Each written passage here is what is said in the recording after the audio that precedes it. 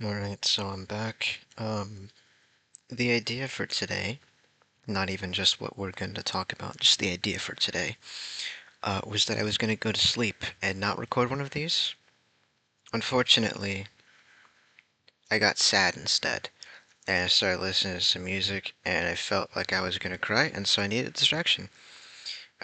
With my emotional state, I could not bear the thought of putting myself to work writing, because I know I would get lost trying to come up with a nice analogy or descriptive word and then get lost in my own thoughts and start crying anyway. Likewise for reading something. Also, I just don't know what to find to read. Sure, I could scour maybe like Internet Archive or something good, but I didn't really want to, so instead we're here.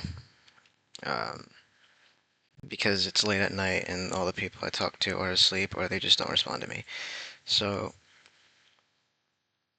my throat is sore, but that's whatever. Who cares, yeah.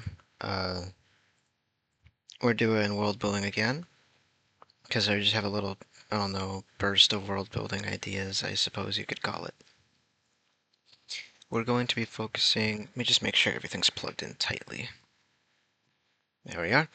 We're going to be focusing specifically on like cultures or like setting, right? I guess like people, civilization is a good way to put it.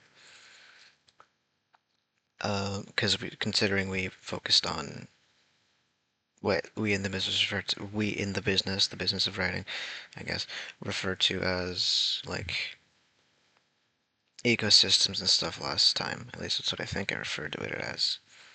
But here we are to do like a setting or like a city or stuff like that. And who knows, maybe if I don't want to go to sleep tomorrow, I'll do another world building one. But I've had these notes in here for a little bit, uh, so we'll see practically. But if someone listening to this, I really don't mind what suggestions you give me.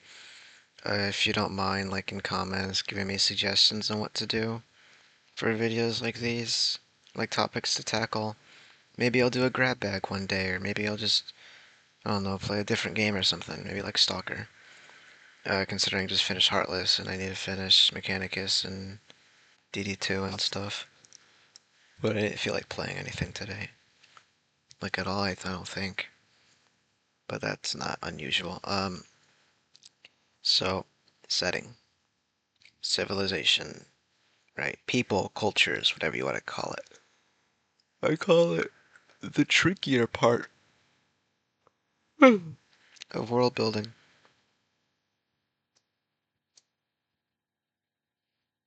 Hold on, I'm just going through my stuff, making sure it's all spelled properly before I forget when I put it in the description. Speaking of, all these points will be in the description, as is now tradition. What do I mean when I mean cultures or like setting, right? Because I know that's two different things. I mean like the story's background. I mean like where your main character is from, where the plot's happening, where all like the important scenes will be put to paper. Proverbially, at least, as I don't believe many of you handwrite your stories anymore. Outside of like having a notebook or something, people aren't exactly using ink and quill or a book press or like a fucking typewriter.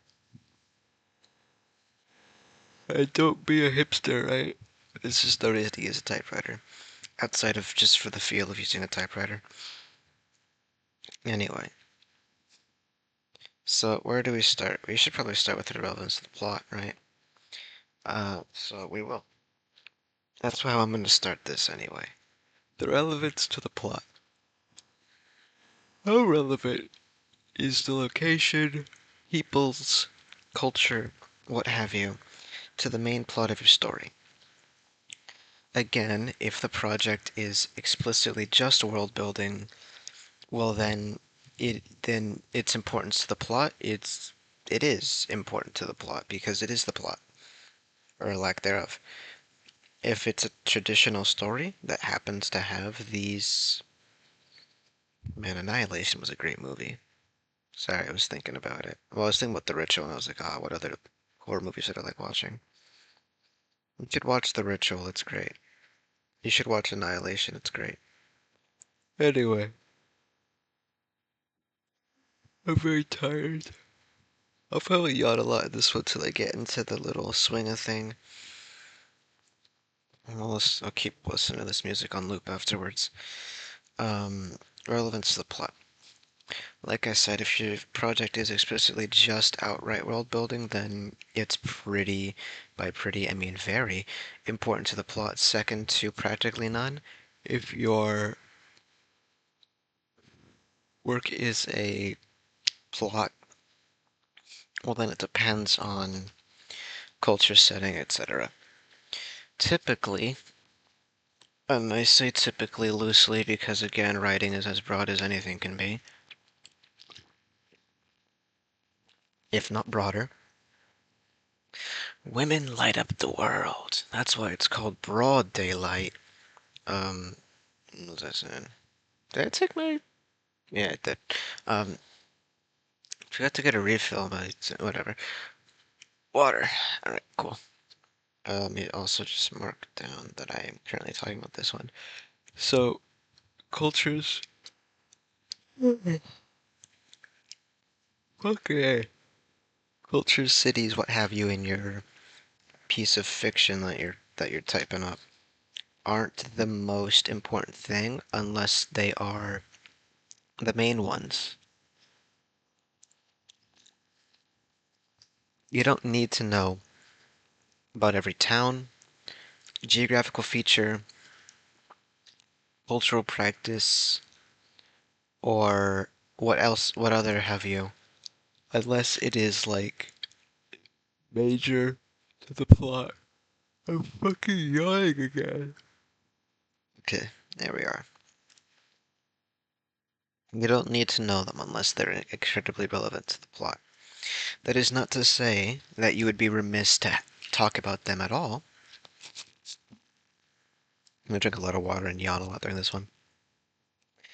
Because regardless of it being strictly necessary, it would be very nice for your readers to read. It helps tie things together. It helps make everything feel like it flows a lot more, even if you are having paragraphs where you exposit. Though personally, I don't mind if the first like 3, 4 or chapters have exposition. I wouldn't like if they're all exposition, but like the author's forewarning, forbearance, whatever, has kind of fallen by the wayside, hasn't it? Like the opening page or 3 pages or something, the first chapter being background of the world and exposition is so fuck me. First page up to the first chapter being exposition on the world and how it functions and stuff. That's kind of fallen by the wayside, hasn't it? Personally, I don't mind it. That might be because of my love for tabletop role-playing games. You don't spring a session onto someone without first letting them know, like, your goals, right? The theme, the world you're making, so they can plan accordingly. And so I feel like, why should writing be different?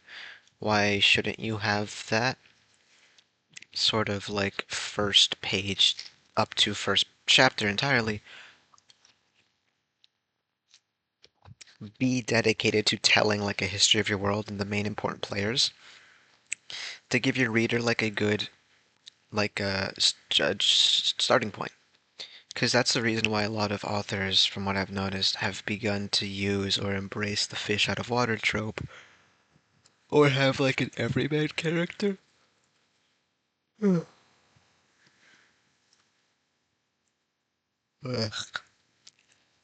with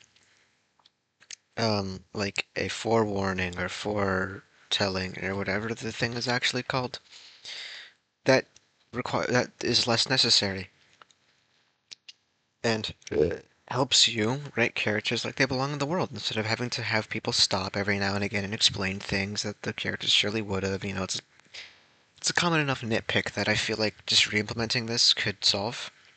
Hell, TV shows do it in a sense, like the first 2 minutes or something of like the pilot usually is an explanation of what the fuck's going on in the show.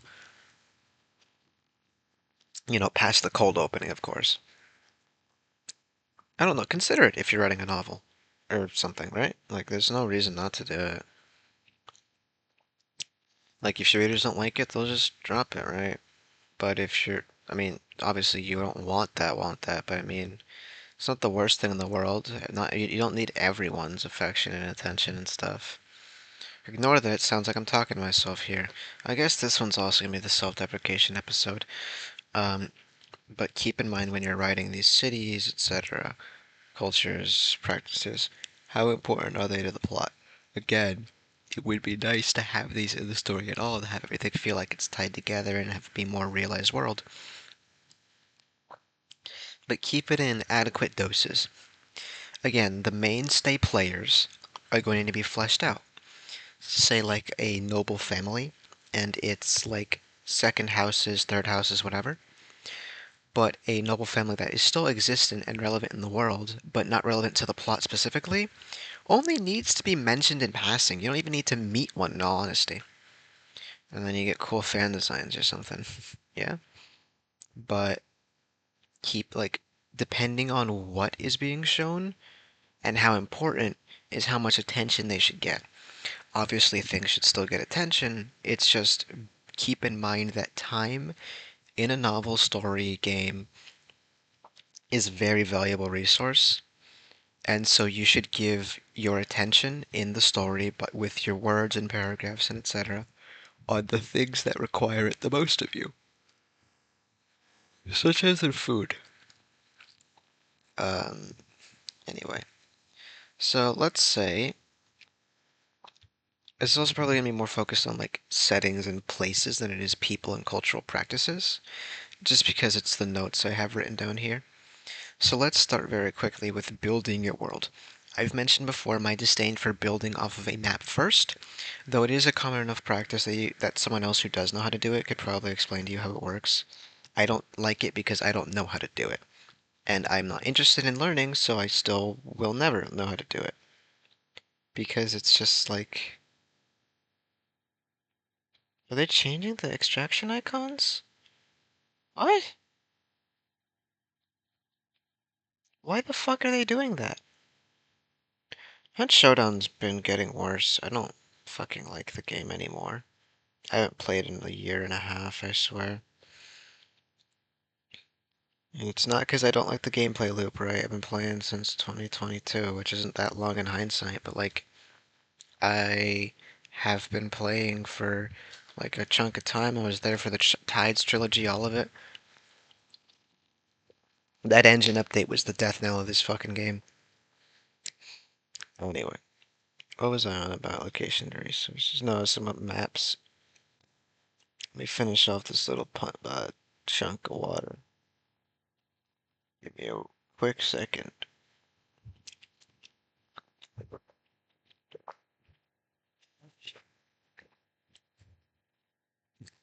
Yes. Chad, I think I'm nauseous, but that's normal. Anyway, um, so like if you'd like to start your world with making a map, etc., and like building it from there, I'm not gonna stop you, but I'm also not gonna help you because I don't know how to help you, and recommend you go seek other resources. So, so what the city you're building, right? Because I presume your story is gonna revolve around a city or main continent at the very least. What makes up cities, right? How do you do cities? How do you construct cities in your world? How do cities prop up in real life? Well, usually they are cropped up around important resources, namely food, water, and anything mercantile related. Water first, food second. No, water first, mercantile, then food. Interesting that I think food is last. I don't know how true that is. This is how I feel. So obviously water is important. You need a source of water for literally everything, including early forms of power. Obviously drinking, cleaning, sanitation, etc. Mercantilism, because what good is living here and exploiting the resources if you can't send them back anywhere else? And then food. Why do I think food last? Well, because food can be shipped anywhere. Preservation techniques are as old as food itself. I actually want to say, how old is controlled spoilage? I know jerky is pretty fucking old.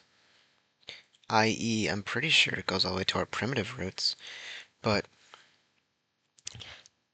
if you're gonna make a city, keep in mind its location in conjunction resources. Usually it will be near a river or a stream, likely a river. Keep in mind rivers are huge as well. Skyrim lied to you because Skyrim sucks. I don't know how true that is. I just want to like hate on Skyrim because I don't like the game. Never played it either, but I don't need to because I don't, they didn't interest me. Um, Again, water's a big thing. What do I mean by mercantile? Well, there is the raw goods of iron, coal, lumber, stone, because don't forget quarries, sugar, spices, tobacco, right? And of course crops. But something else, even if the location is not important, like resource-wise, it could be important logistically. Say on a horn, right? Uh, like the Horn of Africa or something, right? Didn't they call it that? Anyway, a port town, a port city, could be damn near priceless because it controls the flow of trade. And then because of that, and what I mean controls the flow of trade, I mean controls the flow of trade. You may be thinking cheese underscore stick one, a port city does not control the flow of trade, that is the boats. And weather. You're half right, it is weather, it is not the boats. The boats need somewhere to dock and, recuperate and rest. That's on the port city.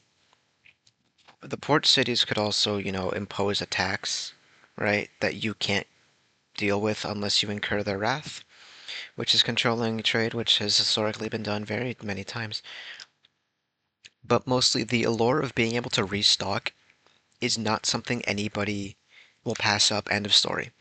Sure, they may have resources stocked for months at a time, but pass by a port city and you tell me your ass would not double check and then buy some more.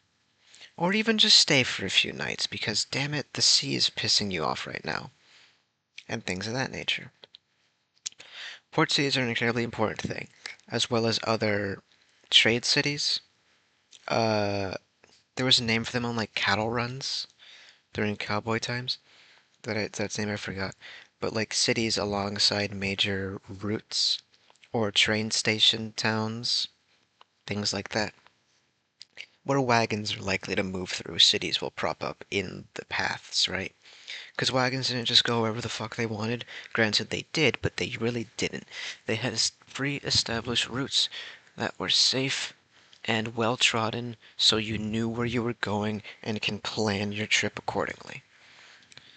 As a result, towns would prop up in these well-known, well-famed, well-recorded paved routes.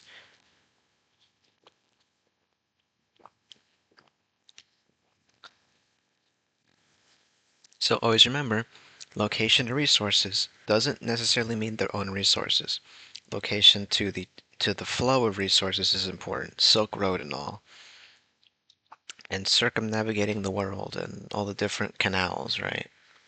That we've manually done in order to facilitate the shipping from overseas. Even now. But how important was it, right? Could towns survive without being local to these resources? Yes, they could, but it would be a lot more difficult and their growth would be a lot more slow. So now what matters now, right? Probably their allegiance. Who are they loyal to? Because to control the flow of trade and, impose the tax collected for a reason, or to ship your things out and around, because also if you are, say, a quarry near a bay, that's fucking amazing because now you can mine and then ship it easily. Things like that, etc. So who are they loyal to? Who gave the go-ahead to set up the quarry? Who gave the go-ahead to make plantations? Who gave the go-ahead to build the city here for the express reason of facilitating trade? Likely some kingdom or principality or duke or duchess or ganger, right? If you're doing cyberpunk or something. Or again, like I focus on fantasy, though you can read between the lines and understand what I'm trying to say, and then, enter in here whatever you want for your story, sci-fi, cyberpunk, steampunk, etc. Which planets are good for trade, like which calculating distance, fuel time, like the burn time for fuel, how far they could get before they need to like dock and shit. I don't know. You figure it out. You're the sci-fi writer, not me. Ignore the fact that I'm writing a sci-fi story. The sci-fi is the future setting isn't what's important in my sci-fi story. I like this. I like the sci in my fi. So who are they loyal to? It's an important thing to know. Who is the city loyal to? Who are the people loyal to? How high is their loyalty scale? The local nobility residing over them in order to. I'm hungry. In order to impose thy will upon the people. I want like a Jolly Rancher or something. I'm so tired. How important is it for a city? Very important. Could a city survive without their nobility? Likely not. Not that I'm saying the nobles were an important part of the city, although they absolutely were. I mean that they literally just could not survive on their own. Am I calling city folk dumb? No. What I am saying, however, is that the big players in the region would simply not allow the city to exist unless they swore their fealty to someone, or they would just starve them out, practically. Take up all their resources. What are they gonna do? Fight back? You're one city. We're a kingdom. Join or go out, go away. Or, die, right? They could just fucking fight them. Sometimes they did. But, depending on who their allegiance is, it makes them quickly friendly, aggressive, and neutral with so many different parties. So finding out, allegiance for your main city and where it will exist, and maybe like some other cities brought up in the story, is important because it immediately puts them into the plot, because I'm presuming that they're loyal to an important figure in your plot, because this is usually how stories work. The conventions exist for a reason. Not because the people who came before simply do not understand your genius of how you're sure to subvert and stun them all with your beautiful, wonderful story that will make them reconsider all they knew about storytelling, but because they fucking work. I'm sick of reading subversive stories just for the sake of subversion. Here I go complaining again. Let's see what we can talk about now. This one might be quicker. Who knows? Probably thinking new things to say as we go about. Problems they're facing, i.e., the motherfucking titty sucking plot. Now, what do I mean by this? It's quite obvious what I mean by it, though. Like the problems the town is facing. Because surely you're not going to have the main town of your story be some utopia, right? Utopias aren't really fun to read about. They're an escapism fantasy that are nice in doses, but that's not a real story. Not to me, anyway. To me, a good city has to have some real damn good problems. And no, I don't mean just a little bit of like a rat infestation or a little bit of mismanagement for some local like festival planning. I mean like gang pressing people into like chain gangs because there just is a labor shortage and there's no other options. And that's why like the crime rate has gone suspiciously high. Not because the crime rate has gone high at all, but because now they're being told to, arrest on site so that they can make penal colonies so they can actually. What the fuck noise is that? So that they can actually have anything to ship. And the knock-on effect this has within the kingdom and especially within the city itself. If you see what I'm trying to get at. And I hope you do. Because I think it's interesting. So what problems are your cities facing? What are some easy canned problems? Well, for starters, we got the ever-reliable famine, alongside the ever-reliable civil war, invading army, uh, cult, dragon attack, his fantasies the shit, and a few other like typical look up random encounters on D&D Beyond forum, roll your appropriate dice, get result, tweak it, slap it into your story. I've done that before. I'm not ashamed of it. Resources are there, and I used them. I shrugged, you couldn't see it. But what are some other problems they're facing? They could be more insidious, internal. I mentioned already labor shortage. What is causing it? Could it be perhaps a plague, which is another canned problem? Could they be recuperating from a war you will bring up in story but never have happen in story because bringing up the after effects of war are likely more interesting than the war itself? Coughing, hold on. Ugh. Mm. Mm.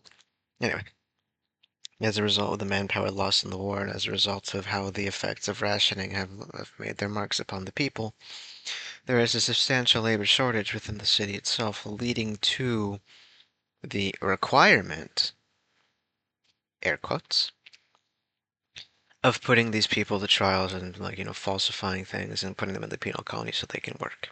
To keep the city functioning, even if it means people must be used as tools, sort of idea. It could be the local elections are coming up, and this is bad for many people, likely to disenfranchise the minorities, the overlooked, the downtrodden, the poor, the beaten down, and other such terms. Fun fact, historically speaking, there is often bully gangs or press gangs or what have you that would stalk outside of election houses, ballot boxes, stuff like that, and like threaten and assault people to vote the air quotes right way, as well as to vote the air quotes right way, uh, as well as just straight up fucking beating you to make you vote the right way, as well as making you commit voters fraud for the right reasons. And there would be gangs of this on both sides of the coin, or all three sides of the coin, or all four, depending on how complex your democracy system is. Up to and including the police officers who would get into fucking like brawls in the street with other police officers for being on the wrong side of voting history, I suppose. There's a plot you can take, and you can research it historically too, because that's pretty fun, no? Let me just really quickly take another sip of water.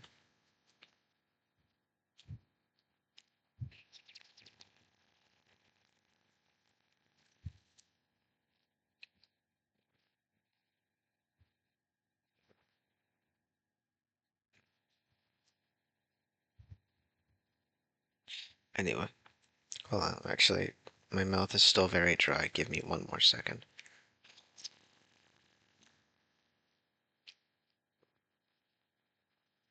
Nice. I lied, it's still dry, but so there's like no shortage of fucking itchy now. What the fuck? Tonight's a weird night. I'm turning into a fucking werewolf. I say lying to you. There's this little bite on my hand that looks like little fangs. Actually, it might be a vampire instead. Which would suck. I hate vampires. Um, there's no shortage of issues to throw into your main city to have your protagonist, deal with or navigate, etc. Things of that nature. Why am I so focused on having your city have problems? Because that's the easiest way to get your main character into the plot, out of the frying pan into the fire and all. Or, kick them out of the city and have to go find refuge in another city or something along those lines. But making your cities have problems are great ways to have a plot, are great ways to bring your character into the fold, have situations unfold, etc. As well as making it seem more realistic as a result. Again, it will never be realistic, just seem realistic, because real life doesn't have you at the helm controlling shit. If it did, we would be in a way worse position. Thank you for not having such power. Also, fuck you. Uh, And no, I'm not looking at anybody in particular when I say this. I'm looking at you, motherfucker, the person listening to this. Yeah, fuck you. Anyway, let's talk about food again. So, cultural meals. Once again, let's bring in that Worldbuilding stuff, guy, or however you want to pronounce it, that I found on Reddit. It's like also like on AO3, I've been made aware after double checking. Anyway, they were a great like wake up call. That and Townsend. How are they? I was just watching his video and I forgot to say his name. Tasting History with Max Miller, and I forget his name, but he does cowboy cooking. Those people on YouTube are a great source of historical cookery, which you should watch because they're incredibly interesting and might make you consider spicing up your meals. This, in particular, is to the worthless fucking college folk among you who eat nothing but ramen and takeout. Why am I bringing out my frustration and rage upon you? Frankly, because there's a great memory I have of my senior year of high school. I was imparting wisdom upon my classmates. I've done this a few times. This specific nugget of wisdom I want to specify in several different classes, and nobody but the teacher gave me the time of fucking day. And the teacher was not the one who wanted to listen to this, because they already knew, because they were functioning fucking adults. I went on this tangent. And immediately someone I liked in that fucking class, someone I actually liked talking to, who actually gave a shit and talked to me sometimes, they don't talk to me no more, that's what's fucking new, looked me in my eyes and said, nah, I'm just gonna eat ramen all day, it'll be fine. I was about to swing on that motherfucker. Anyway, what am I talking about? Well, first of all, watch their fucking content. It gives you ideas on cheap, easily producible, hearty filling food that is not that shitty fucking excuse of pasta. Why am I so aggressive? I hate that shit, dude. I live in a state that gets belted with hurricanes. Sometimes power goes out, right? For stocking up and all that. So sometimes that's just all you got. And I fucking hate eating it. That's probably why. Secondly, more importantly, it is not hard to eat healthily and in a filling manner on a budget. You don't need much. You get some flour and keep that, because one bag of flour for you, yeah, it'll last a while, asshole. Get the cheapest pasta you can buy, bulk, if it can be acquired. If it's macaroni, buy macaroni. But get like the bags, right? Like the hefty shit, not the boxes, the hefty shit, the bulk shit. Get some onions, get some potatoes, get some carrots, get minced or ground meat, because that shit keeps for ages. Get some bread, get some eggs, get some cheese, get some rice, or barley, or whatever the fuck's cheaper. Some apples and some oranges, or plums, or whatever other fruit is the cheapest, grapes, whatever. Get some, like, broccoli, too. And that's, like, it. That's, like, all you fucking need. You can do anything with rice, eggs, and ground beef. And then the bread, like, consider the following. Make your pasta, fry an egg. While the egg is frying, chop up and throw in some potatoes as well. Salt it, strain your pasta, put the egg and potato in there with the pasta, mix it up if you'd like, add cheese if you'd like, add carrots if you'd like, whatever. Salt and pepper for flavor, add bay leaves if you wanted to earlier, but maybe not because that's not really where you use bay leaves. And if you, and that's your fucking golden, that's your breakfast. You made too much, bam, pack it for lunch, who gives a shit, right? Fucking like, I'm actually so mad. Make rice. Make with the flour. Make some fucking dumplings with that ground beef and rice, right?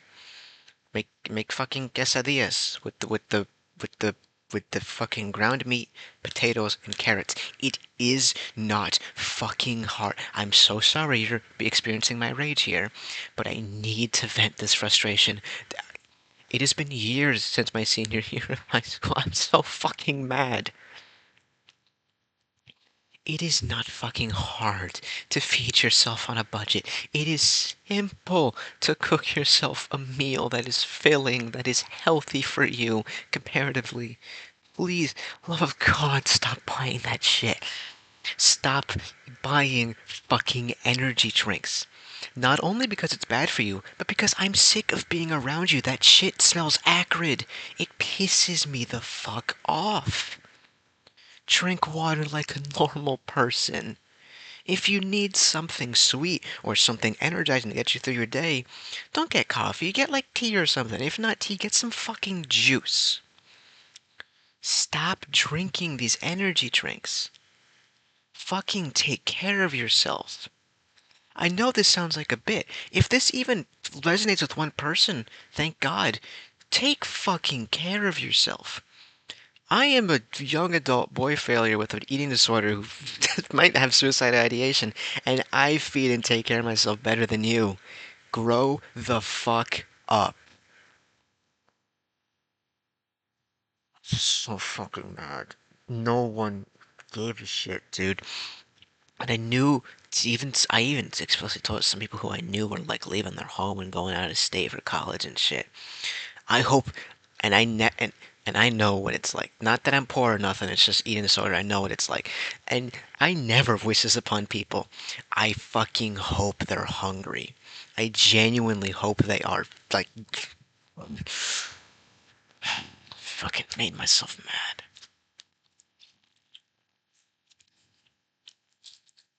Not hard to cook for yourself on a fucking budget. Add flour to anything, thicken shit up, and makes a unique texture and flavor.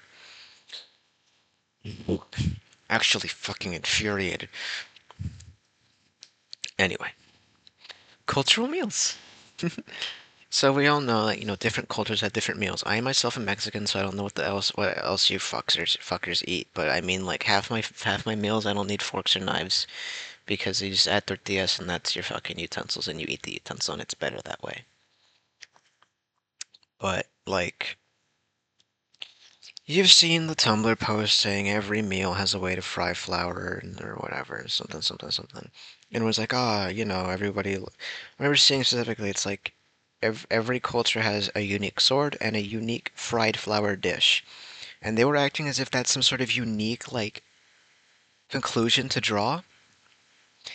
Hey, would you believe it if every culture has a tool for defense and an easily producible, high caloric food? It doesn't sound so fucking shocking when I say it like that, now does it? Yeah, believe it or not, people want to be safe, people want to be fed. It's not a fucking, it's not a shock now, is it? No, whatever. So, what are they culturally going to eat? Whatever's available to them predominantly. What are the livestock they rear so that they can eat? How do they prepare it? Right. How often do they eat? Some cultures might only eat twice, some cultures might favor four smaller meals. Um, are they more agrarian? How much fruit do they have, right?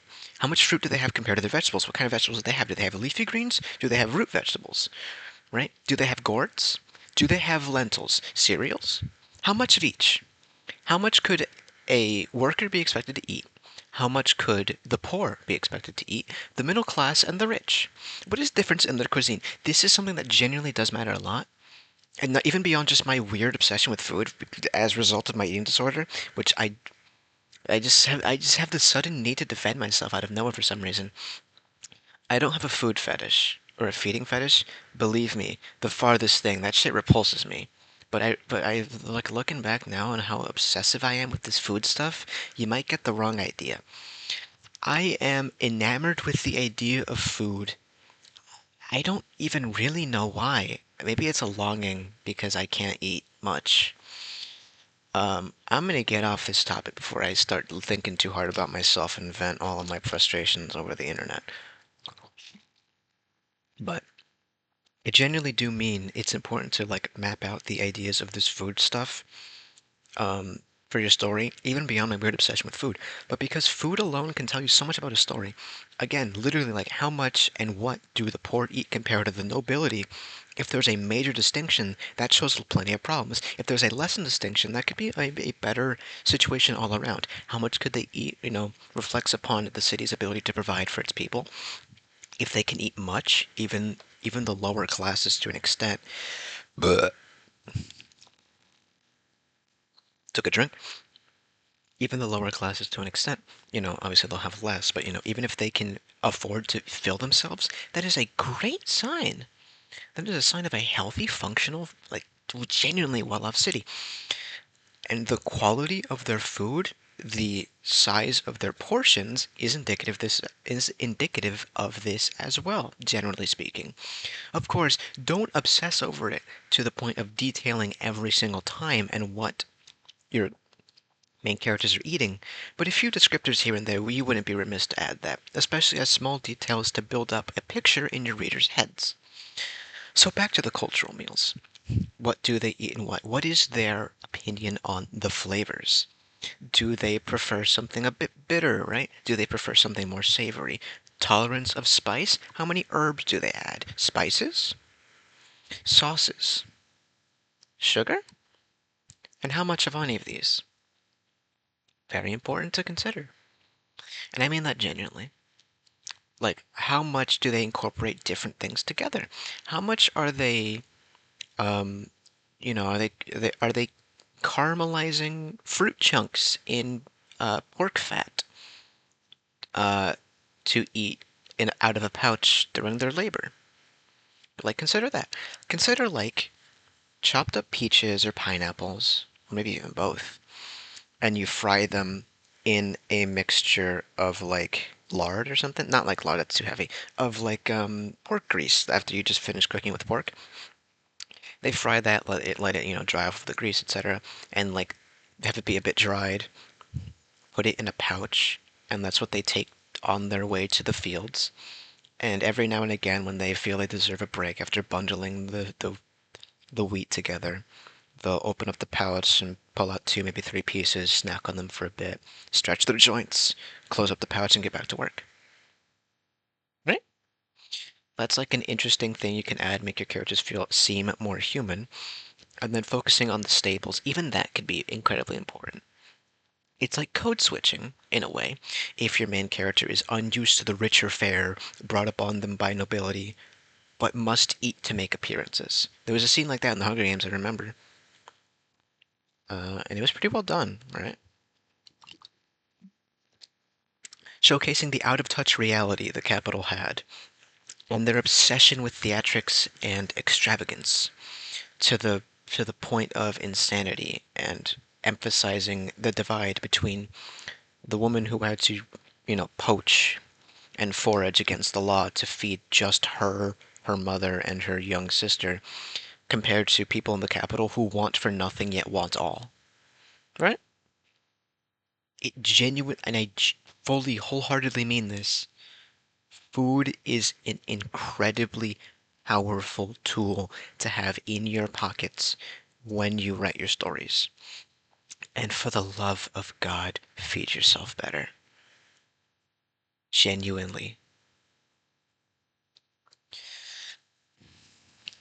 You can budget yourself, mostly because I don't know the prices of shit off my dome, because we live in different places now, don't we? Cultural practices. What is a cultural practice they have? Or, what do they revere? Hygiene, how important is it, right? I will adhere from making any comments. Uh, anyway, cultural practices, right? The importance of hygiene to them, importance of food to them. Privacy, the different notions of privacy. How much space do they like require? How big are their homes for like how big is a family unit? What is a family unit to them? Uh, how patriotic are they? How unpatriotic are they? How important is religion to them? What is the religion to them? Under what category of religion does it follow? Polytheistic, monotheistic, beliefs and like rules and practices or whatever outside, like, there's religions without deities, I believe. Uh, I immediately thought of one that opinions on art. What art forms do they revere? What art forms do they hold in contempt? What kind of art is forward-thinking and innovative? What art is old and tired? Things of that nature. Because this can really bring a world together, especially if your main character is involved in the arts. They could be an artisan, right?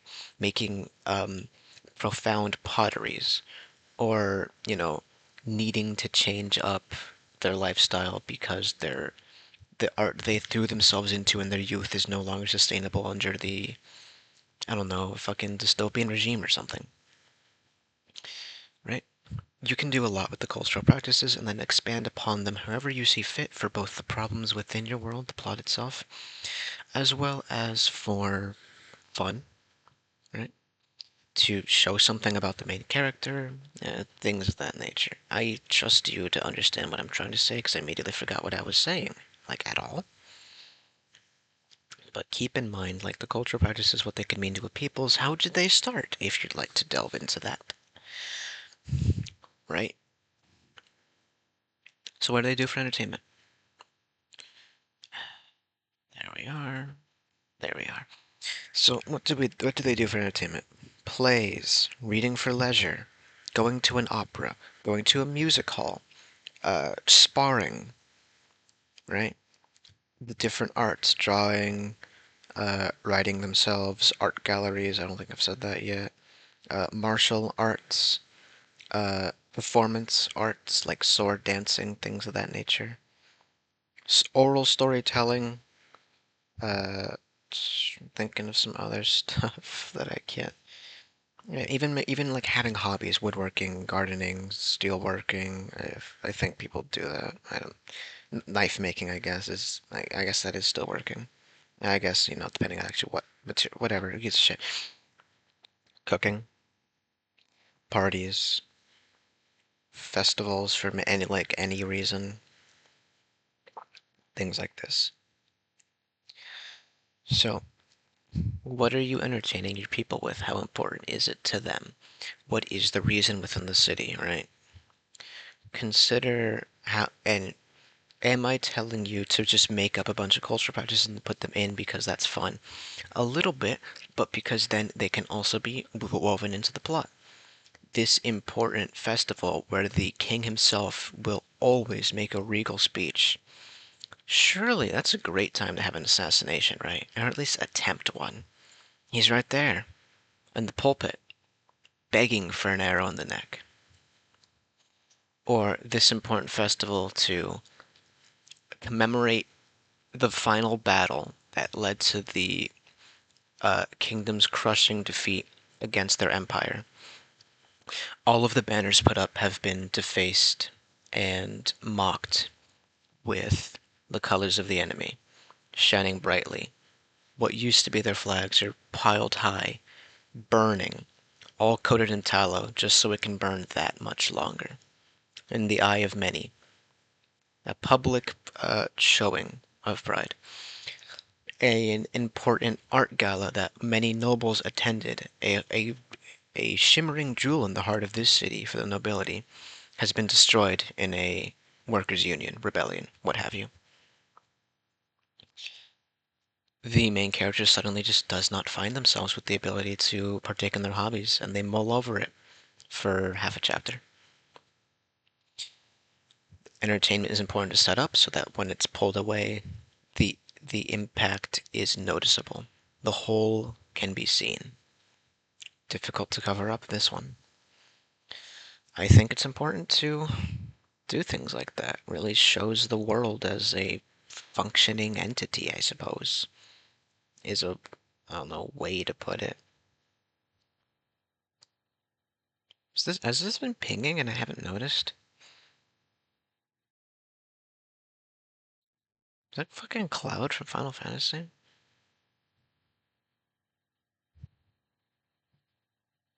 What am I missing here? Whatever, I'll check it out later. Sorry, I just saw something in a Discord. I was like, what the fuck's happening here? Something that I'm not privy to because I wasn't paying attention. Mostly because I'm rambling about food and how you should take better care of yourself. Genuinely fucking am disappointed in you. You need to take better care of yourself. There's an idea of what you are in my head as I say this to you. Don't be that. Anyway, so like other things I mentioned before, the cultural practices, string them together as like a bastardization from like an opposed antagonist or antagonistic group, whatever, could be great for your plot. I'm just saying. Because we're still here, because the world building feeds the story.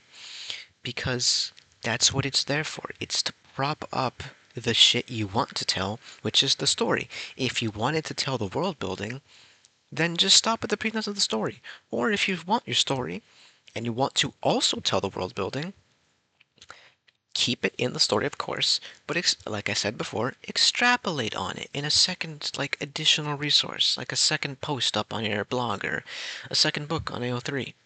Not book, a second fic on AO3, right? That you have in the same series, right? And maybe like make a note in the like go back and on the first chapter say I've come back and to tell you all I've opened a new fic that details the world building in my story a bit closer. So if you'd like to get the lowdown on my lore, go read that, stuff like that. It's all important. All of it truly is all important when you're trying to tell this cohesive narrative, especially with your setting, because the setting can be as much of a person as a person. The resources are the blood and air, right? The food is the organs, the cultural practices, the bones holding everything together, stuff like that, or however you like to reorganize that in your mind. But all of this is to prop up the issues in your plot within this compact area, because otherwise you're kind of just drifting through scene to scene without much sticking it together. Every fight scene feels like it's in a white void because you've failed to set up we're in a city square. What does the city square look like? Are there statues around? How could they use the statues in this fight scene? Right? Could it be toppled over as like a impromptu cover? Could it be toppled over on somebody? Could they use it as the staging grounds for an ambush hiding within or behind or around the what's the word, statue? Or could it be a cool scene at the end of the fight, how they take their opponent's blood and smear it across the statue as a warning, or drawing a sign on it, or something like that? Or what have you? Let's finish up with people, because I have the least to say on this, because I just threw it in there without really thinking about what it meant when I first wrote this, like 2 days ago. I've been having a weird fucking week. Trying to crack my knuckles into the mic. There we are. I forgot what I was gonna say. So the people are important in your world. Propping up a few figureheads helps everything feel more cohesive. Name dropping nobles, naming your boss, bringing up family members that are distant that they don't talk to anymore, naming a few, naming the king and the queen and all the consorts and their children, but naming previous kings, previous like heirs to the throne that weren't able to achieve greatness and things like that. It helps to set the scene. Name drop people, name drop what they do, even if it's just like I pass by the woodworker as I do every day. I still have yet to learn their name, just the face, stuff like that. Because you're once again, bringing your world together, stitching it into something a lot more believable, a lot more alive, a lot more active. Something that replicates our own world. And B, is just such an easy ass open invitation for you to go and pull that person and drag them by the throat, kicking and screaming into the plot. And then punching them in the temple when they don't act the way you want to, or something, I don't know. I'm gonna end this up here because I really don't know what else to say for the people outside of making these people early on is a great excuse for like tying a role together and then making it seem like it was a natural inclusion into the plot, even though it was a hamstring, then you just kind of threw that in at the last minute, and who really was giving a shit wasn't you. I'll leave you on this note. Re-fucking listen to that part where I tell you how to eat healthily, fillingly on a budget. Yeah, I know it's fucking weird ass shit and ironic and probably don't want to listen to me because I have an eating disorder. But fuck you, alright? This is good advice. At least consider what I'm saying. At least consider next time you're frying a fucking steak on your oven to throw in some flour to thicken it up a little bit. Maybe make some broccoli on the side. Lord knows you could have some fucking greens in your diet. Whenever I made myself mad again. See you when I next see you. Watch my food video. It's awesome.